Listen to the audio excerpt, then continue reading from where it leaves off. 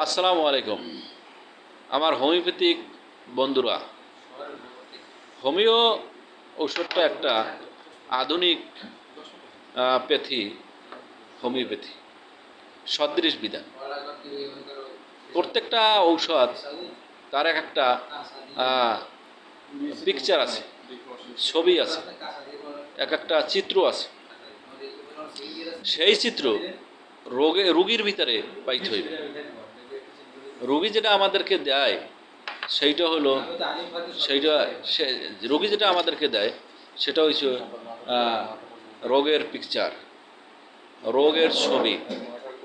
যেমন ধরেন একটা টিউমার নিয়ে আসলে, টিউমার এটা রোগের ছবি, একজিমা একটা রোগের ছবি, জ্বর একটা রোগের ছবি।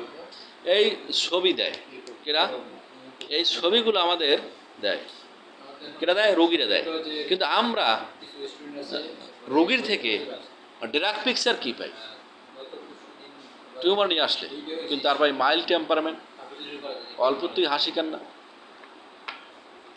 গরম বেশি, খোলামেলা জায়গায় থাকতে ভালোবাসে, এবং জিহ্বা শুকনা, পিপাসা নাই, দেখতে শুনতে একটু সুন্দর, মোটা সোটা। আমরা পাই গেলাম মেডিসিন ইজ পালস রিলা।